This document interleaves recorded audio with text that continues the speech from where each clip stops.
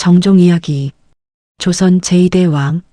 막장 드라마를 능가하는 핏빛 가족사.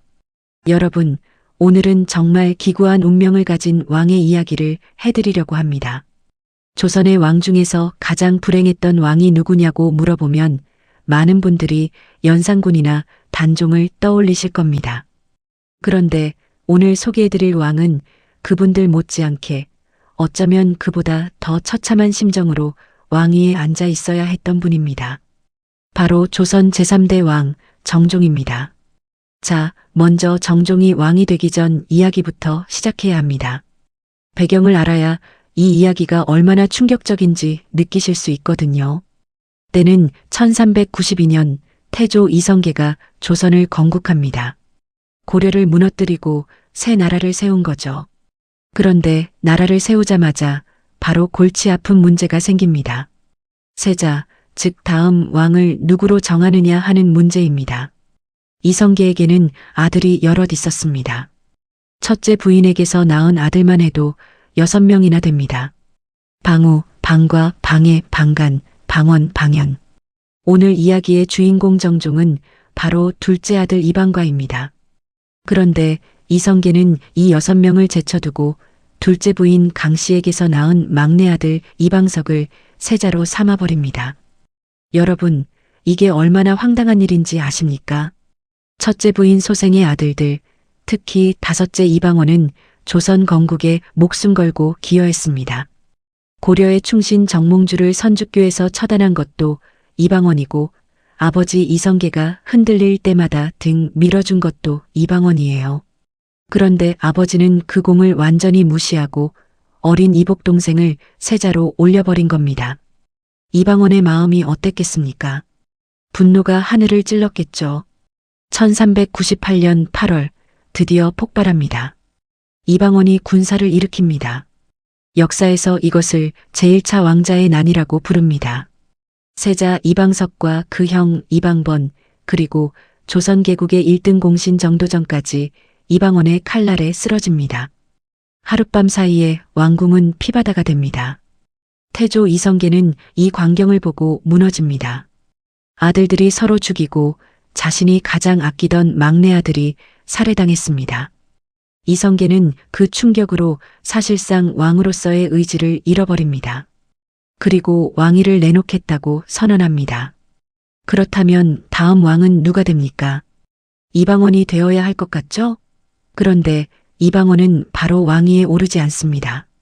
왜냐하면 아무리 난을 일으켜 권력을 잡았어도 자기가 직접 왕이 되면 너무 노골적으로 보이거든요.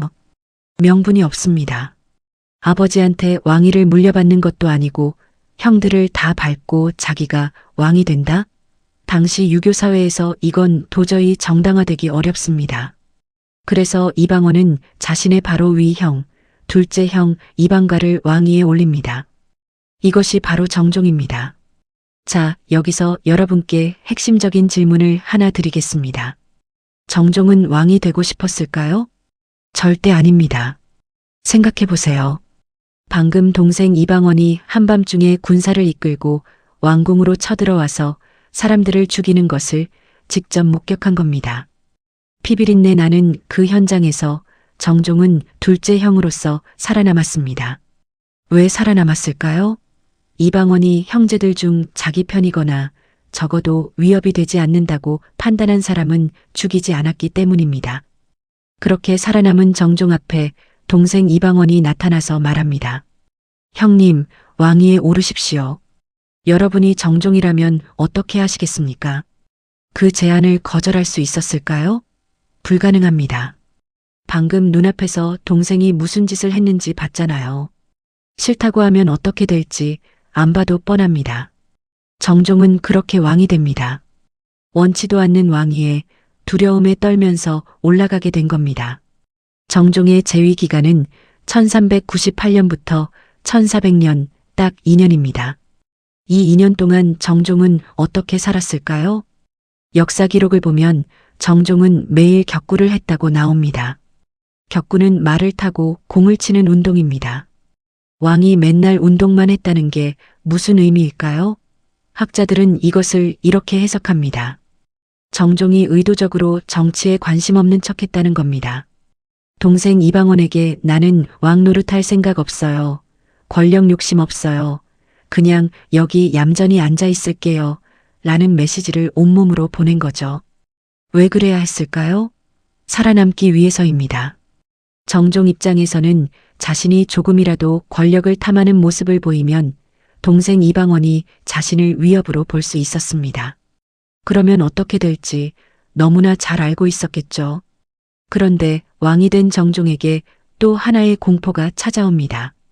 1400년 제2차 왕자의 난이 터집니다. 이번엔 넷째 형 이방간이 군사를 일으킵니다. 이방간도 이방원처럼 왕이 되고 싶었던 겁니다. 그래서 이방원에게 도전장을 내밀었습니다. 정종은 어떤 처지였겠습니까? 자기 형제들이 또 서로 군사를 이끌고 싸우고 있는 겁니다. 왕궁에서 왕이 그 전투 소리를 듣고 있는 겁니다. 자신의 운명이 형제 중 누가 이기느냐에 달려 있는 겁니다. 결국 이방원이 이방간을 제압합니다. 이방간은 유배됩니다. 이방원의 권력은 이제 누구도 넘볼 수 없는 수준이 됩니다. 두 번의 왕자의 난을 모두 이방원이 제압하고 나자 이제 더 이상 숨길 이유가 없어졌습니다. 1400년 이방원은 세자로 책봉됩니다. 정종의 세자로요. 여러분, 이게 얼마나 기이한 상황입니까?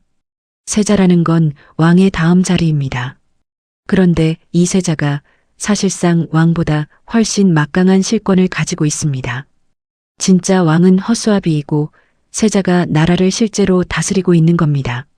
정종은 이방원이 세자가 된 그 해에 왕위를 물려줍니다. 아마도 정종 스스로 어서 내려오고 싶었을 겁니다. 이 자리에 단 하루라도 더 있는 게 너무 무서웠을 테니까요. 그렇게 이방원이 왕위에 오릅니다. 바로 태종입니다. 여기서 우리가 한번 정종의 마음을 깊이 들여다볼 필요가 있습니다. 정종은 왕위에서 내려온 후 상왕이 됩니다. 살아있는 전직 왕이죠. 그런데 역사적으로 상황의 처지는 굉장히 위험합니다. 새 왕 입장에서는 살아있는 전 왕이 부담스러울 수밖에 없거든요. 자칫하면 반란 세력의 구심점이 될 수 있으니까요. 그렇다면 동생 태종, 이방원은 형 정종을 어떻게 대했을까요? 놀랍게도 태종은 형 정종을 극진히 모셨다고 기록되어 있습니다. 명절마다 찾아뵙고 좋은 곳에서 편히 지낼 수 있도록 배려했다고 합니다. 왜 그랬을까요? 여러 해석이 있지만 정종이 철저하게 정치적 야망을 보이지 않았기 때문이라는 게 가장 설득력 있는 설명입니다. 동생 태종에게 형 정종은 전혀 위협이 되지 않는 존재였던 겁니다. 그래서 살아남을 수 있었습니다. 정종은 1419년에 세상을 떠납니다. 왕위에서 내려온 후 19년을 더 살았습니다. 왕으로 있던 시간은 2년이었지만 상왕으로 살았던 시간은 19년입니다. 조선의 왕 중에서 가장 존재감이 없는 왕이라고 흔히 이야기하지만 저는 오늘 이 이야기를 통해 다른 관점으로 보시길 권합니다. 정종은 결코 무능한 왕이 아니었습니다. 아니, 어쩌면 그 어떤 왕보다도 더 탁월한 생존 본능을 가진 사람이었는지 모릅니다. 피가 튀는 권력 다툼 속에서 자신의 욕심을 철저히 감추고 조용히 숨을 죽이면서 결국 살아남았으니까요. 마지막으로 한 가지만 더 말씀드리겠습니다. 정종은 왕위에 있는 동안 한 가지 중요한 일을 했습니다. 노비 제도를 개혁하려는 시도를 했습니다. 물론 이방원의 반대로 완전히 실현되지는 못했지만 정종이 완전히 아무 생각도 없는 허수아비는 아니었다는 증거입니다. 단지 그가 처한 상황이 너무나 가혹했습니다. 동생이 너무 강했습니다. 그리고 정종은 그 현실을 누구보다 정확하게 알고 있었습니다. 공포 속에 즉위하고 공포 속에 2년을 버티고 스스로 물러나서 살아남은 왕. 그것이 바로 조선 제3대 왕 정종의 이야기입니다. 오늘도 시청해 주셔서 감사합니다.